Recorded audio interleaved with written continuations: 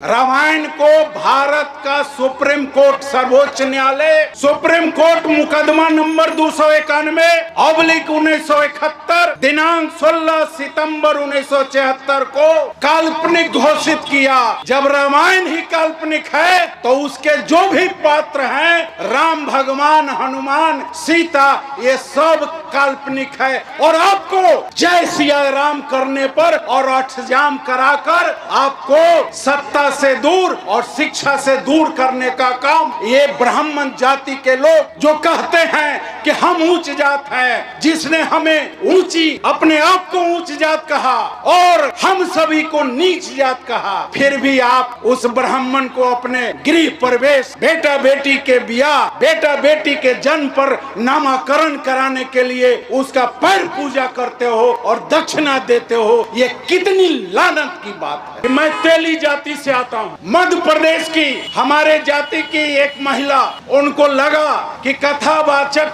करने से, कथा वाचन करने से लाखों लाख कमाई होती है। यामिनी साहू, यूट्यूब पर आप लोग देखा होगा कि यामिनी साहू जब कथा वाचन 2022 में कहना शुरू किए तो यही ब्राह्मणों के चारों धाम के पीठाधीश ने उसके घर पर चढ़ कर गाली बकने का काम किया। फिर हम हिंदू हैं कहाँ? जय भीम का नाम सुनावे, देवी देवता निकट नहीं आवे। जय भीम, जय संविधान, जय भीम ज्ञान गुण सागर, संविधान लिख कर किया उजागर, बौद्ध दूत अतुलित बलधामा, समता न्याय करे ते ही कामा। जय भीम का नाम सुनावे, देवी देवता निकट नहीं आवे।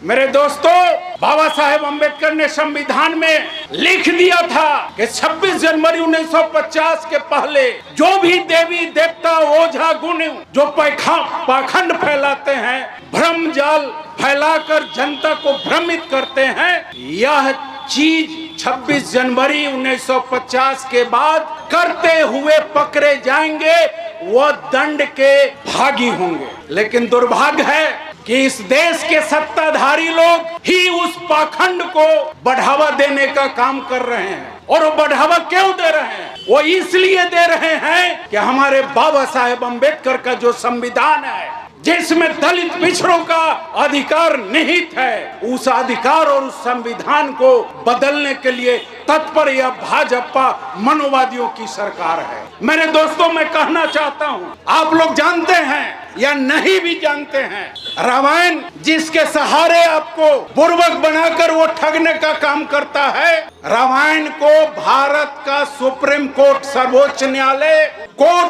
सुप्रीम कोर्ट मुकदमा नंबर 291/1971 दिनांक 16 सितंबर 1976 को काल्पनिक घोषित किया।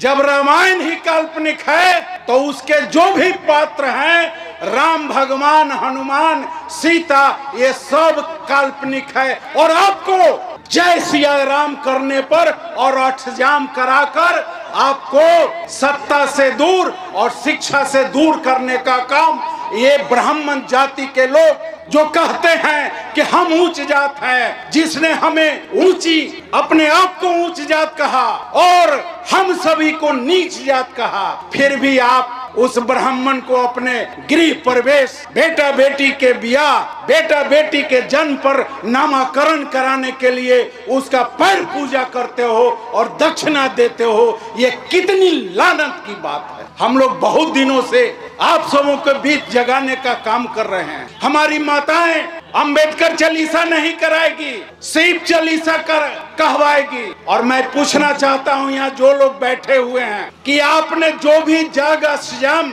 या पूजा किया, रुद्राभिषेक किया, क्या उससे कुछ प्राप्ति मिली? अगर मिली तो मैं चुनौती देता हूं, वो प्राप्ति आपका नहीं। अगर आपका बच्चा बीडीओ, सीओ, इंजीनियर, डॉक्टर हुआ है तो वो बच्चे का मेहनत है, पढ़ाई के प्रति, आपके पूजा पाठ के प्रति नहीं। मुझे आश्चर्य होता है कि जब मेरे बच्चे पढ़कर IAS, IPS, डॉक्टर, इंजीनियर और बीडीओ बनते हैं तो हमारे उन बच्चे के माता पिता अष्टयाम और पूजा पाठ और हरिहर नाथ जाकर मंदिर का पूजा करते हैं, लेकिन अपने माता पिता का पूजा नहीं करते हैं। जिसके संस्कार से वह बच्चा मेहनत करके वीडियो, सीओ, इंजीनियर और डॉक्टर बनने का काम किया। मैं रमन आजाद साहब को धन्यवाद देता हूं कि आपने हमारे पूर्वज अंबेडकर साहब की मूर्ति को स्थापित करके हमारे जो युवा साथी भटके हुए हैं उनको आंख खोलने का आप काम किए।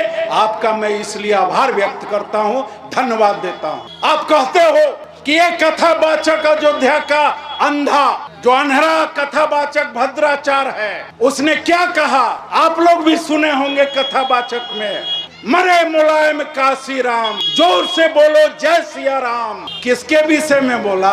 अभी भी आंख नहीं खुलता है कि आप उसके कथावाचक में जाते हो कथा सुनने, और आपको आपके पूर्वजों को वो गाली देता है मन से, और आप ताली बजाने का काम करते हो। ये अयोध्या का अनहरा जो भद्राचार है, वो कहा मरे मुलायम काशी राम, जोर से बोलो जय सिया राम। ये गाली किसको दिया?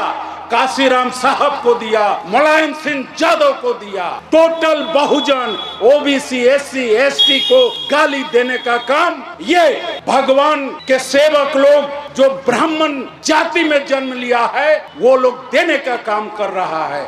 इसलिए वैसे कथावाचक, वैसे जग जप आपके गांव में हो, उसका आप लोग बहिष्कार करने का काम कीजिए, चंदा देने का काम नहीं कीजिए। जब आप चंदा देते हो तभी मंदिर बनती है।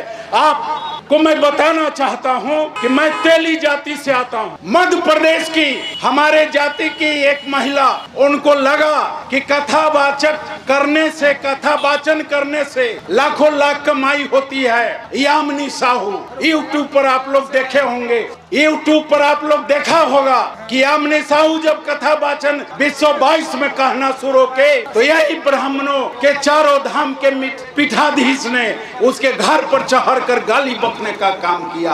फिर हम हिंदू हैं कहाँ? इसलिए मैं आप लोगों को बताना चाहता हूँ कि जब तक हमारे अरुण गुप्ता साहब ने कहा कि जब तक आप ब्राह्मणी संस्कृति को त्याग नहीं करेंगे तब तक आपका व्यवस्था का परिवर्तन नहीं होगा।